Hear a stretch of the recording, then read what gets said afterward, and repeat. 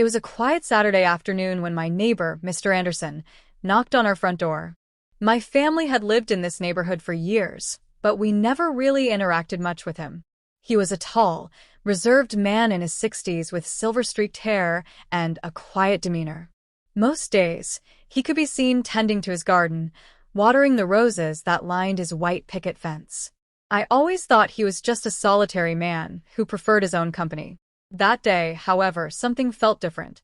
His knock was firm but hesitant. When Jessica Adams pulled into the driveway of her childhood home, her hands trembled on the steering wheel. It had been 3 years since she had last set foot inside, 3 years since she had drawn a hard boundary between herself and the tangled mess of emotions that came with her family. But now, she was back, summoned by a simple text from her younger sister, Emily. "Mom needs us. Come home." Jessica exhaled, gripping the keys tightly before stepping out of the car. The air was thick with the scent of summer, a stark contrast to the heavy weight pressing against her chest. The white, 2-story house loomed before her, its familiarity both comforting and suffocating. She was here, and there was no turning back now. The door swung open before she could knock. Emily stood in the doorway, her eyes red-rimmed, her arms wrapping around Jessica before she had a chance to protest. "I'm glad you came," Emily murmured. Jessica stiffened for a moment before letting herself return the embrace. "How bad is it?" she asked. Emily stepped back and gestured for Jessica to come inside. "She's not doing great. Her heart condition is worse than she let on." Jessica followed her sister into the house, the smell of lemon cleaner and old books greeting her. It was exactly the same, and yet everything felt different. She walked into the living room, where their mother, Diane, sat in her recliner, a blanket draped over her frail frame. Her once vibrant auburn hair had thinned, now more gray than red. The sharp eyes that used to cut through Jessica like a blade were softer now, tinged with something that looked almost like regret. "Hi, Mom," Jessica said, her voice more tentative than she wanted it to be. Diane's lips curled into a tired smile. "Jessica, you came." Jessica nodded, unsure of what to say. The last time they spoke, they had ended in a shouting match, accusations flying like daggers. Words that couldn't be unsaid had been spoken. But now, none of that seemed to matter. Over the next few days, Jessica fell into an uneasy rhythm. She and Emily took turns preparing meals, sorting through their mother's medications, and handling the small, everyday things that Diane could no longer do for herself. Conversations were stilted at first, but the weight of shared memories began to bridge the distance between them. One evening, as Jessica helped Diane to bed, her mother reached for her hand. "I know I wasn't the mother you needed," Diane admitted, her voice barely above a whisper. "I pushed you too hard. I expected too much. And when you left, I didn't know how to fix it." Jessica swallowed, a lump forming in her throat. She had spent years resenting her mother's impossible standards, the constant criticism, the feeling that nothing she did was ever enough. But seeing Diane now, small, fragile, human, made her realize that the past, while painful, didn't have to dictate the future.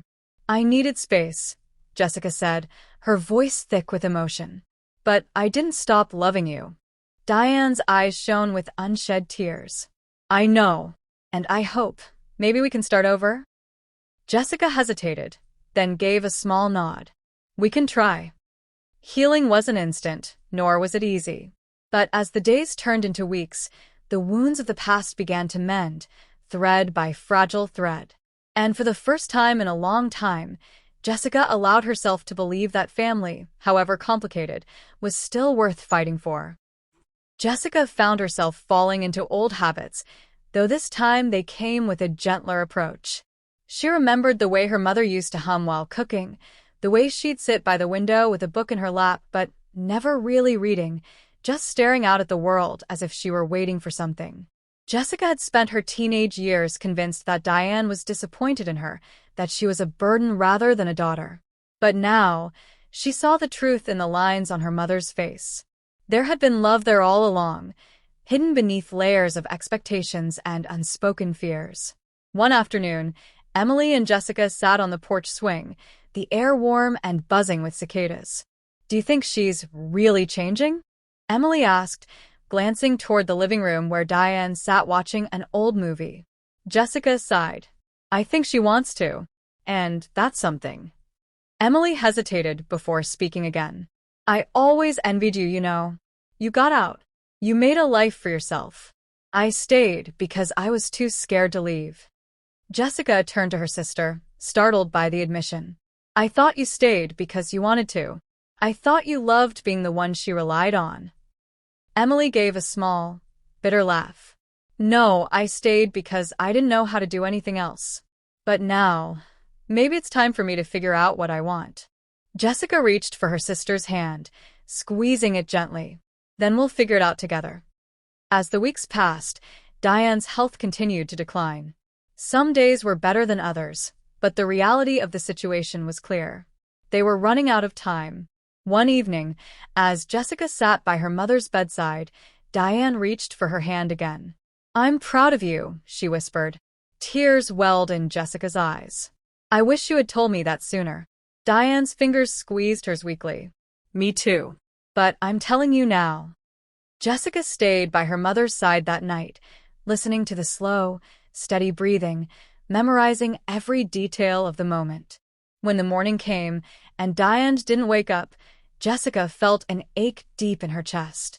But it wasn't just grief, it was also gratitude. They had found each other again, even if only for a little while.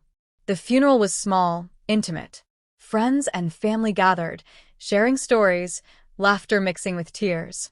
Emily and Jessica stood side by side, finding comfort in each other.